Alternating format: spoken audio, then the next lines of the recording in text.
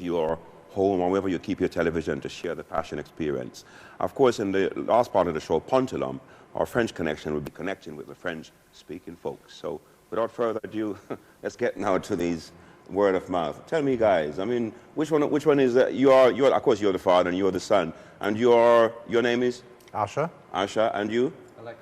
Alexei. Yeah. So you're the one who I've heard about is the legendary keyboard player Alexei. Anyway, you're a team. So tell me, I mean, how did you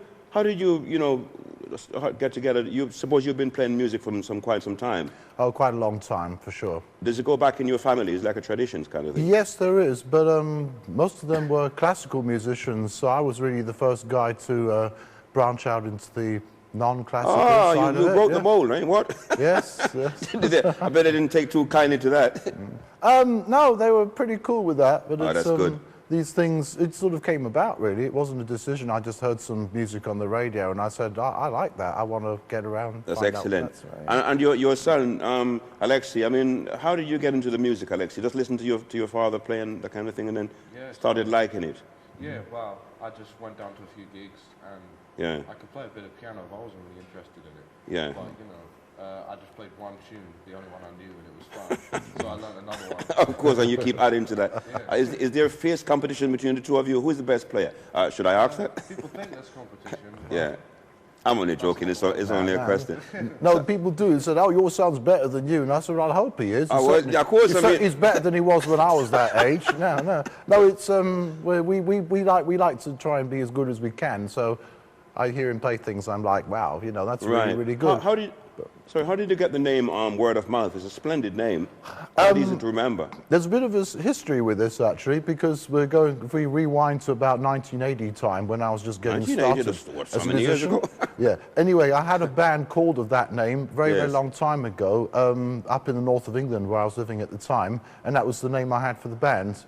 And then the record company that signed us in 1982 decided to rename it because that's what record companies do. But I rather liked the name that we had. But at the time, I just said, well, if that's what they want to do, let's go with that. Yes. And then when this new situation came about that I'm involved in now, I just said, well, that's the name I had from before. Okay, and so you it's just good. used it, of course. And we're now looking at another record company situation on a much bigger scale. Well, let's hope it comes true. And they really like the name Word of Mouth. So why should we change it? It's a splendid name. I hope it's easy to remember. Anyway, what have you done musically? I mean, you mentioned that you've been with a number of bands, no doubt, over the years, and you're a seasoned musician. But as far as word of mouth goes, what have you done? You say you have this record company interested, so you must have made some records. We're doing, but again, there's a bit of a story to tell. It's come about because I'm good at doing other things, because what we do with word of mouth is what people call fusion jazz, which is jazz music, but we're stirring in some other things like a bit of R&B, a little bit of hip-hop and other things. Yeah. Oh, thank you. So you should. Anyway, but what happened is I was playing in a venue called the Troy Bar, where we're going to be working again very shortly. And I do a singer's night because that's what most people know me for, to play piano for lots and lots of singers. I mean, there will be people watching this program that will know me from that. I was speaking to the boss at the Troy Bar, and he just said, I'd like to run a jazz night. Could you organise it for me? And I said, opportunity. I'd be delighted to. And so we did the first night back in 2003, and we blew him away. He said, this is wicked.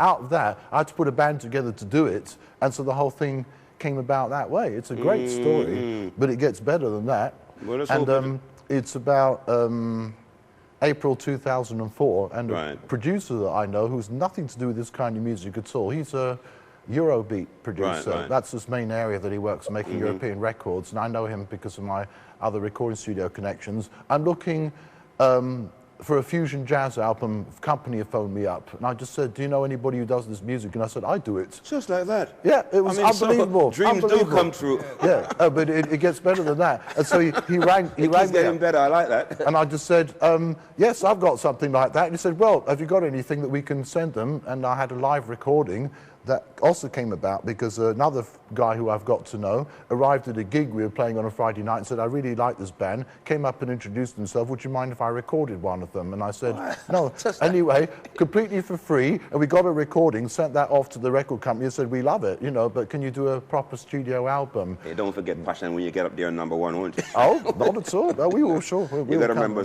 Anyway, I'll go over to you now, Alexi. So, what's your claim to fame? What have you been doing? I mean, your father's been doing this and you've been there with him. What about yourself? What have you been? Well, because I'm younger, I did kind of what he did, but only for a couple of years. Right. He'd been working with singers, had a lot of contacts, and just as an employed musician, when you get 2 gigs one night and you can't do one of them, he put me in to do it. Exactly. Good. To cover. So I'd come along and do the gig. I did a few. Basically, I did what he did, working with singers. Yes. For only a couple of years, and I got involved in the jazz thing too. And now that's just what I sort of prefer doing. I'm still at school and stuff, so I can't really do that much. But it's been going great guns, though. You love it. I can tell that. Well, but there's a good story to that as well, because the very first job I put him in for, the cable TV company came down and filmed it. BBTV, I think it is. Maybe I shouldn't say that on this program. I've got to write a book about your good story. I've never heard so many. But the thing is, this is about his first public appearance, and we're sharing the stage with Omar, the artist, really famous, so there's nothing like this. Yeah. 2 of us playing piano, and like we're doing today, and him singing, and that was shown round the clock, and loads of people saw that. So he's just starting out as a 15-year-old musician, and loads of people have already seen him. So you see. Anyway, well, I mean, it gets better. Well, anyway, what are you going to play for us this morning? Do you play? You play and sing, don't you? Of course you do. No. Or you just play? I avoid singing in public. Well, yes, well, I suppose for some it's wise. Anyway, you know, so what are you going to play for us this morning? Something nice? Oh, we were discussing this, weren't we? I think we're going to do a song that's actually not on the album. Jazz up the place and make it just cool. It is, but the tune, yeah, I think so. Let's play this song Topanga Canyon, which I actually wrote a long time ago. Well, folks, get ready. Here comes Word of Mouth, the father and son. Okay. Dynamic team. Okay, then. Let's take it away.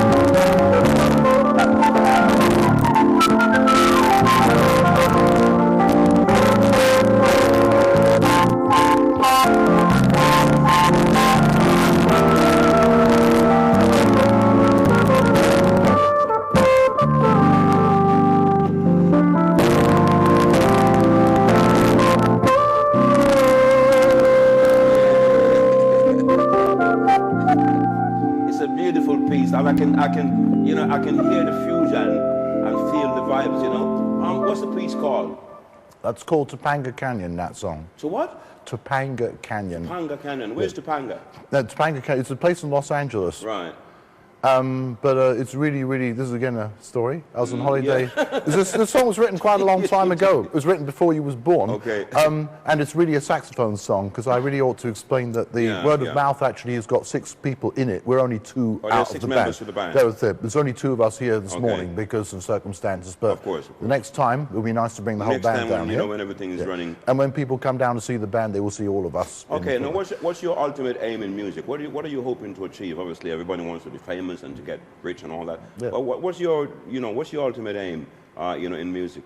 Well, in a way, I've achieved it actually, because to make an album that I've done with word of mouth is to just do musically without restriction of any aspect of whether you have to be commercial or fitted around a particular singer, just to do whatever music comes into your head and to be as creative and unrestricted as you can be. Okay. And that is a huge opportunity for a musician. It doesn't come very often. And Alexei here has missed out like about 5 different career stages, as he can just jump straight in and just just do what you want to do, because so often you've got situations where you just have to fit in with what's a given I think situation. I like your music, and you sound, quite good to me. Unfortunately, as you rightly said, we're going to have to bring both of you back. In fact, the full band, because I mean, time is against us, as so many people on television. You've always heard us at the time it's very tight this morning. So I'm going to ask you to play something else for me, but not before I speak to our viewers whom I can't see and I can't hear, but I know they're watching us. You see, where else can you get this kind of breakfast in the morning? Nowhere else. And I always say this, don't forget to have your breakfast. It's the most important meal of the day, and don't forget, your passion fruit. These guys are just great, and we're going to bring them back for you. But before, I get them to play again, I must tell you that coming up next, we have, Shazstar with Look at the World News and, those kind of things. And then Pontalum is going to come and join us in the last part of the show. Guys, just to, to ask the final question, I mean, what advice would you give to up-and-coming musicians? Must hurry because time is very much against us. What advice would you give to, keyboard players who'd like to do what you are doing? Just briefly. I'd say do what you do and just make sure you know what it is you're doing. That's and right. Don't compromise. That's right. Just make sure you're not trying to do 2 things at once. If you know what you want to do, just do it. That's good advice.